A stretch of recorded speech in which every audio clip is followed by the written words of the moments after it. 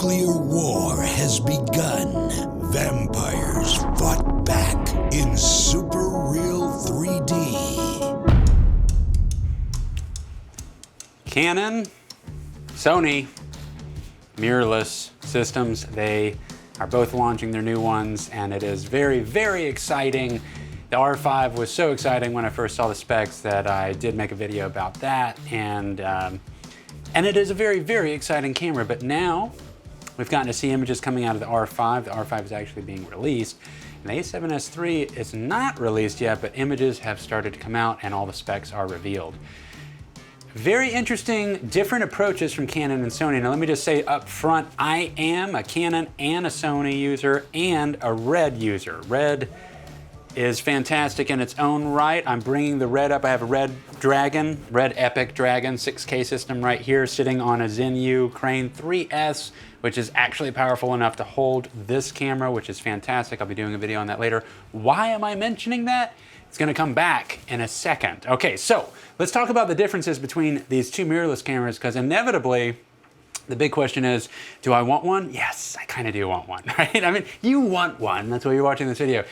Do you already have your mind made up? Are you a fanboy of a certain camp? Well, I am not. I have had Sony cameras. I've had more of a relationship with Sony cameras because I invested in external recorders and got into the ProRes path at 10-bit and expanded my Sony a7s. I had the original Sony FS700, which I know is an older camera at this point, but believe me when I say when you pair it with a 7Q, it competes with the Red when it comes to, I mean, it's very, very close. Which way would I go between the Canon EOS R5 and the Sony a7S III as it stands now? Well, if I was gonna get one right now, I would actually lean towards the Sony a7S III. Now, that being said, I really was prepared to kind of go full-fledged Canon over the next year or two. I think if you can wait, Canon has made a boo-boo. I think they've made a boo-boo. I think that the R5 definitely actually does have overheating issues. Issues that I didn't think would be much of an issue at first, but now that I've started to get to watch others in the real world put this camera to the test, as beautiful as the image is and as impressive as it is, there is a real overheating limitation. I mean, the thing is overheating quite a bit, and you could say, well, that's because it's in 8K, and I don't need 8K, I really just want the 4K. Well, I'm kind of in your same boat. I just wanted the 4K, and I was totally on board for accepting the idea of 120 frames per second and 4K, but that actually overheats the camera system pretty fast as well. And there's a recent video that even came out today, July 30th, by Armando, where they really put the camera, well, where he really revealed what they've been testing with the camera and started talking about how often it overheats, even if you're not physically recording. Just having the camera on can work towards that overheating happening. So that is very scary. What kind of record times are we talking about? We're talking about like being limited to only being able to film for 10 minutes at a time in the 8K RAW. If you go to the 4K at 120 frames per second, it sounds like it can be the same issue. It's pushing the camera that hard. Sony a7S III did not worry about RAW, and they also did not worry about trying to do 8K. They just stuck with 4K. 4K is really quite good. I mean, I edit my projects, even when I film in 6K, I edit in 6K, I export a master that's in 6K. Sometimes I'll give a client a 6K. It's not a huge selling point. The biggest selling point to me for providing a file in 6K to my client right now, and potentially I would think even for the next 2 to 3 years, is really just that we can pull pictures that are that large out of the final movie, because that's something I like to do for my clients. I like to provide them a digital folder of photos pulled from their final video. They're color graded perfect, you know, sorry about it. They're color graded perfect video, as close as I can get it to perfect, right? And we pull out all those pictures and they have a ton of things that they can use for their own advertisement needs, whether it be online or print. 6K is going to give them more options for when it comes to print. So that is a nice selling point. The beauty of having 6K really is that even though this camera system does not have in-body image stabilization, at 6K I can get away with a lot and running more stabilized with a seasoned hand and a seasoned foot of movement. But you can get away with a lot and then put warp stabilizer on there, and you've still got way more resolution than trimming it all the way down to 4K. You're still gonna have tons of room to play with for recomposition. So is it good to have higher, like more resolution? It is, but do you need it? You don't need it. And the A7S III has been very smart. I like Sony's approach in making a very editing-friendly codec, and here's where it's all gonna come together for you. Why I keep mentioning the red. The thing about Canon's codec, and I really like Canon. I have a Canon EOS R. In fact, that is what we are filming on right now. The reason I bring up the red is because the codec is amazing. When I put that codec into an editor and I start editing it, I was blown away at how I could edit 6K footage from this camera on a $700 laptop. I mean, no, granted, on that laptop, I would be limited to how many effects I could add on it and when it comes to color grading, or if I was going to do a very complex music video edit where it took a ton of layers, I would need a more powerful computer. But the fact that I could sift through the footage more smoothly than I could with my Canon EOS R is really saying something. See, the Canon lineup with their codecs has not been the most editing friendly experience that I've had. They are offering in the R5 some really intense data rates, and I am actually very familiar with trying to play with footage that has that kind of data rate to it. I did it with the Sony FS700 when I paired it to an Odyssey 7Q and I recorded in RAW. And man, the camera is amazing. I am telling you, I can record on this old camera that you can find for cheap. If you have an external recorder, it produces amazing images. But dealing with, and it does well with ProRes, and that's really how I use it, because the RAW is just too much to deal with. We're talking about, you know, a terabyte per hour, and my system, it just chugs on it. It's like, it's so unresponsive whenever I'm trying to just sift through footage that you have to make proxies, and then when it comes time to color grade and you click those proxies off and stuff, you're in for an experience. And it's amazing and it's exciting because the images come out great, the project comes out great, but the data load is insane. Now,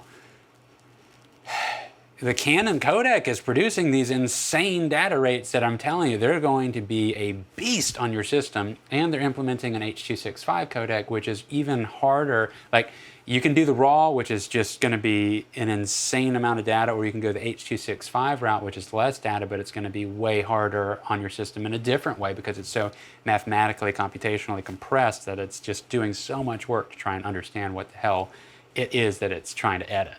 So that is intimidating. When we look at the Sony a7S III, the codec that they've gone with is really just the H.264, which is going to behave a lot more fluidly on your editing system.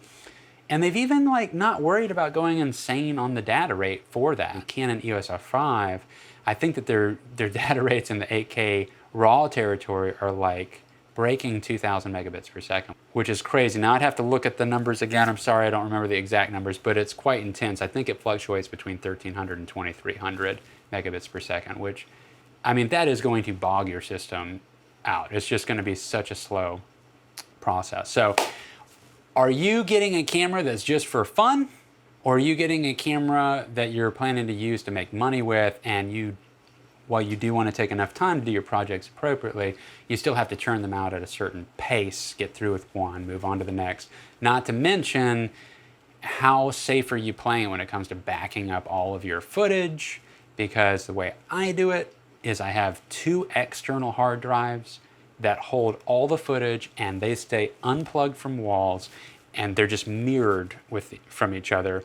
And that's all the raw footage, and at the end I'll back up the entire project to that. But then I also have a RAID system that I'm editing all my footage from. See, I make money with my cameras. It's the only way I can justify spending the amount of money that I have spent on equipment.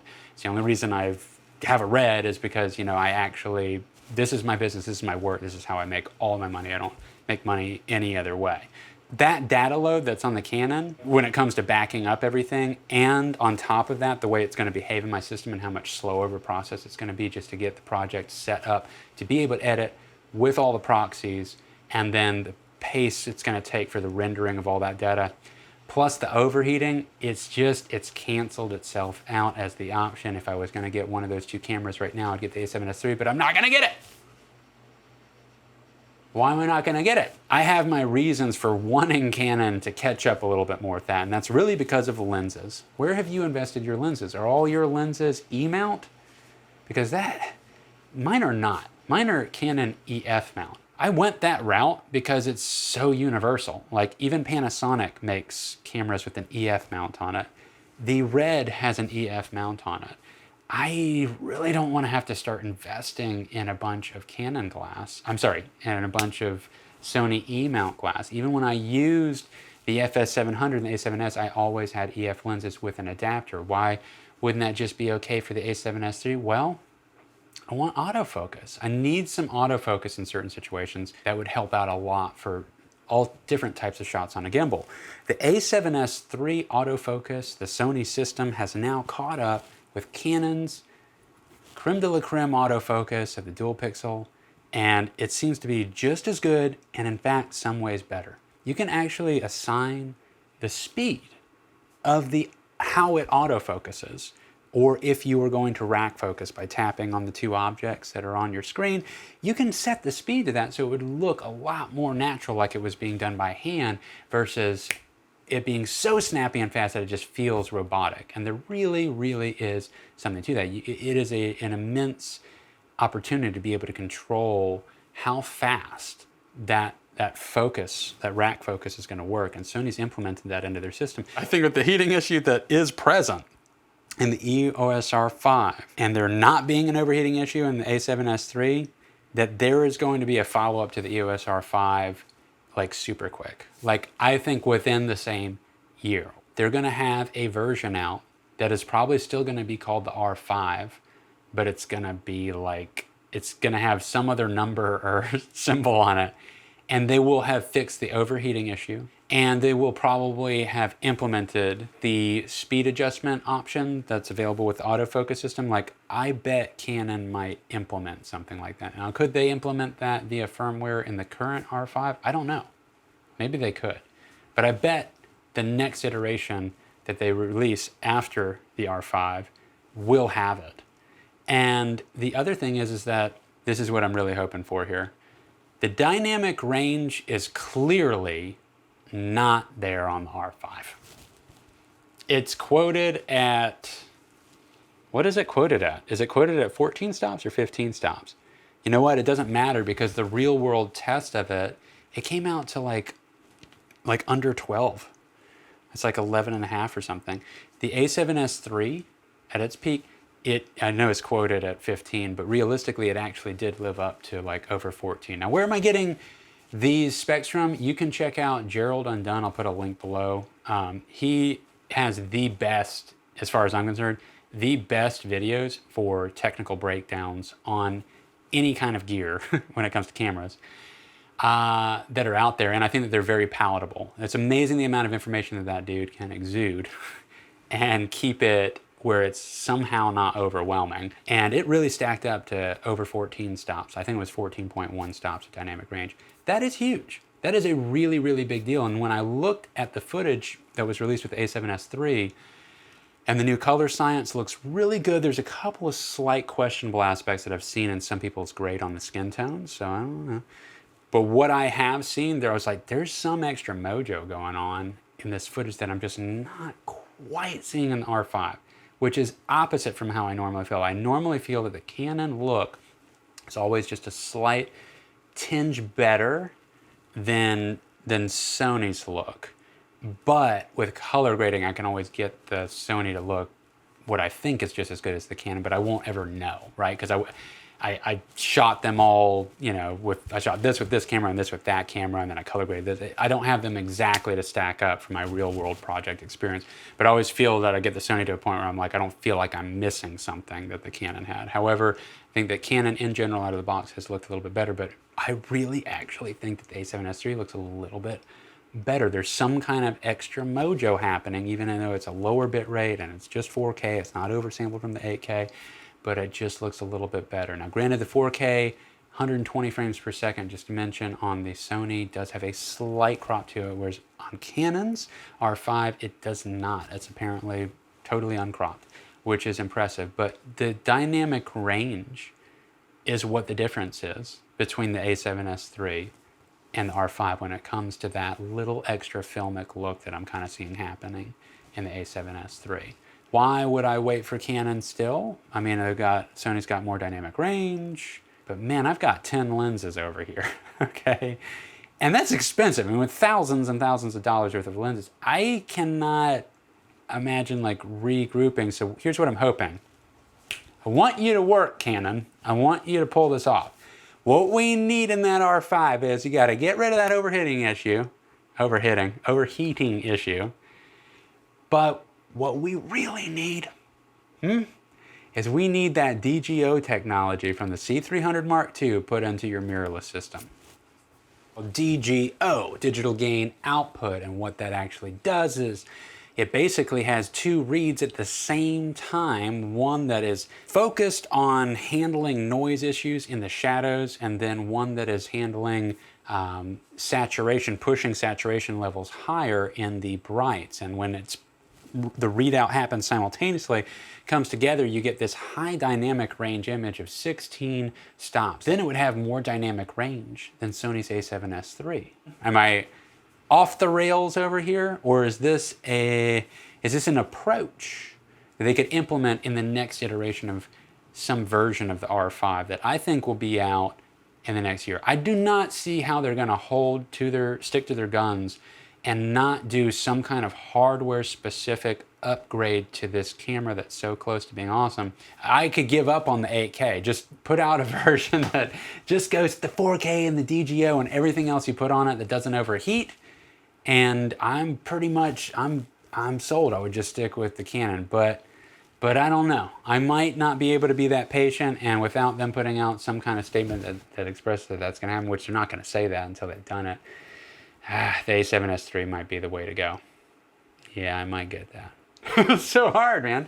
Either way, both cameras produce amazing images. You're not really going to go fully wrong with either. If you are doing this for, paid work, the A7S III seems like the safer bet because you can't have your camera overheating. Straight up. Like, that's a really big deal. And at first I was like, I could kind of live with that. But then when I realized it even happened in the 4K 120, and then we're talking about 10-minute time limits, and we're also talking about it working its way towards overheating when you're not even using the camera, like recording and it's just on and in the mode for 8K or something, like that is unacceptable. We'll see what they figure out with firmware, but I think there's some serious limitations happening. But let me make sure I'm not forgetting to touch on something. Oh, by the way, I don't think that the 240 frames per second on the A7S III looks that great. Now, I know it's HD. I'm just being honest. It's not that good. It's kind of soft. I mean, it just never... I have 240 frames per second that I can get in ProRes on the FS700 in HD, and I think it looks substantially better and sharper than what I'm seeing happen on the A7S III. Now, maybe I'm biased, I don't know, but bottom line is, I'm just not that impressed with that. The 120 4K looks glorious, though, and that's what's really got me sold. Oh, and the Sony, if you do an external recorder, which I'm super curious to know if the 7Q will be compatible with this concept, but it can, through an external recorder, give 16-bit color. Now, it is my understanding that it doesn't keep the 16-bit. It would have to be converted into 12-bit for some reason. I don't fully quite know. Maybe it's because the recorder is limited right now, and that's why. But it can output 16-bit RAW. That sounds amazing. I'm super curious to know about that. I think that summarizes it. But yeah, the A7S III looks absolutely amazing. R5, very impressive camera, but I think Sony actually won me back a little bit here. But here I am, kind of rooting for Canon to get it together, man, because I don't want to have to start buying a bunch of E-mount glass so I can have the autofocus systems work with that. Okay, guys, that was a really long rant. If you stuck all the way to the end of this, proud of you. I'm proud of you. It means that you're... Actually, no, it's not good. It means that you are thinking about this too much. You better have the money to actually buy one of these cameras and you're not just completely wasting your time. All right. Anyway, if you want to follow along with anything else, I normally talk about actual tutorials on filming things. And I do this professionally. I've been doing this for over 17 years. I own Rough Cut Productions. I'm based in Tallahassee, Florida. And I make video. I also do job shadows and stuff. I use different camera systems and I try to go really far as a single person operator. Either way, I hope you guys are doing well. And if you get either of those cameras, I'm sure you're going to be gloriously happy. But please, don't just become a fanboy for your one camp, man. Like, there's no reason to do that. All these cameras are absolutely insane right now, and it's just unbelievable. We should just be really, really happy and excited that we have access to tools that are better than what people were making movies with that went out in theaters just 15 years ago. I mean, it is crazy. All right, guys, take care. Peace.